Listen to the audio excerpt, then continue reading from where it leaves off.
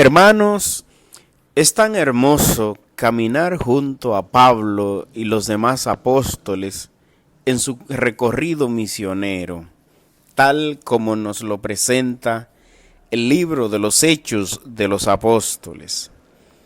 En el capítulo 17 de este libro nos encontramos con esa escena hermosísima cuando San Pablo entra al continente europeo por el norte, por una región específicamente llamada Macedonia. Y caminando en su trayecto misionero hacia el sur, llega a la capital de Grecia, ya una ciudad llamada Atenas. Y entonces en el centro de esta ciudad que se encuentra una plaza llamada el Areópago. Allí en esta plaza se juntan todas las personas para oír los diferentes tipos de discursos que allí se decían. Muchos filósofos, muchos sofistas, muchos economistas, médicos, músicos, diferentes tipos de discurso allí se concentraban. Y el Areópago se convertía como en el centro filosófico y cultural de esta ciudad, Atenas. Pablo, que precisamente un predicador incansable, llega a esta ciudad y se va a predicar al resucitado en medio de estos sabios de Grecia. Ciertamente, en estas personas ya se habían acostumbrado, ya habían caído como en una especie de vicio. Decimos vicio porque su costumbre era escuchar todo tipo de discurso de dos maneras, o discursos que les entretengan o discursos que crean polémica. Y así vemos a veces personas entre nosotros, gente que lo que buscan es solamente el entretenimiento, o personas que siempre buscan las discusiones en cualquier tema que sea. En nuestros pueblos incluso, cuando llega alguien que da mucho entretenimiento, encuentra inmediatamente muchos seguidores.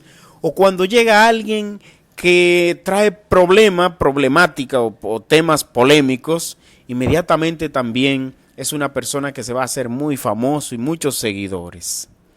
Así pasaba con este pueblo de Atenas, porque cuando Pablo llega a predicar la verdad en el Areópago, las personas sencillamente lo abandonaron porque sus oídos se habían acostumbrado a escuchar solamente temas de entretenimiento.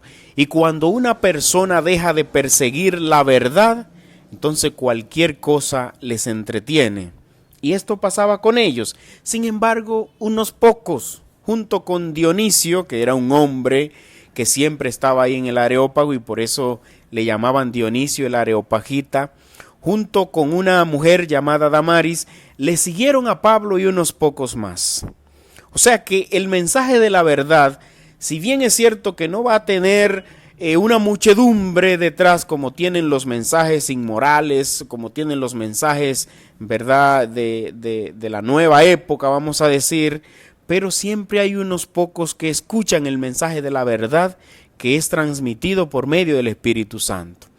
Pues San Pablo no dura mucho tiempo en esta ciudad y hemos escuchado entonces el capítulo 18 de los Hechos de los Apóstoles. Él llega a una ciudad llamada Corinto y allí en Corinto que fundó una comunidad y escribió una carta, por eso escribió dos cartas, por eso conocemos estas cartas de Pablo a los Corintios. Pablo usa una estrategia diferente en Corinto que la que usó en Atenas. En Atenas él vino a hacer un discurso muy sofisticado, como estaba tal vez en un ambiente de filósofos y de sabios, muy sofisticado, con mucha altura y con mucha teología. Sin embargo, en Corinto se junta con Áquila y su esposa Priscila, que eran dos personas que habían salido corriendo de la persecución de Roma, de uno de sus emperadores que mandó a condenar y a perseguir a todos los judíos. Y entonces San Pablo se junta con estas personas y lo primero que empieza es a trabajar con ellos, a trabajar la manufactura, a trabajar todo lo que ellos realizan. Y entonces en medio de ese trabajo, de esa labor, San Pablo aprovecha y les predica el mensaje de salvación del resucitado, de una manera sencilla, de una manera llana, de una manera transparente y que pueden digerir bien el mensaje. Pues el resultado de esta predicación es que se convirtieron ellos y también con ellos se convirtieron sus familiares. Pues también aquí en Corinto San Pablo nos deja a nosotros una gran enseñanza a todos los misioneros, a todos los evangelizadores. Primero, hay que predicar la palabra en un lenguaje que se pueda entender, en un lenguaje que los demás puedan escucharlo, pero también hay que aprovechar los ambientes donde uno se encuentra para llevar el mensaje de Dios. Hay mucha gente que ciertamente imita a San Pablo, porque donde quiera que se encuentra, habla del Evangelio. Hay gente que en sus instituciones, que en sus empresas, muchos católicos, muchos cristianos que son buscados para que inicien con una oración, para que oren y entonces sean capaces de llevar a Dios a todos en la empresa antes de iniciar un trabajo. Y precisamente en el espacio laboral, allí hay que predicar también el Evangelio. Fue lo que hizo Jesús. Jesús, según el Evangelio, según San Lucas, inició su predicación en la sinagoga de Nazaret. Pero inmediatamente Jesús se dirige a una casa de familia y se va a la casa donde está enferma la suegra de Simón y la cura. Y después de salir de esta casa de donde la suegra de Simón, entonces se dirige al lago de Nazaret y allí llama a sus primeros discípulos. Si vemos esta ruta misionera que hizo Jesús, también nosotros tenemos una gran enseñanza. Primero está en la sinagoga donde anunció su proyecto de evangelización, vamos a decir, tomando el texto del profeta Isaías. Pero desde la sinagoga salió a la casa, a los hogares, a la casa de familia y allí practicó el bien con la curación de una mujer que estaba enferma. Y después de salir de esta casa, se va al espacio laboral. Entonces podemos identificar en Jesús tres espacios: el espacio eclesial, el espacio familiar y también el espacio laboral.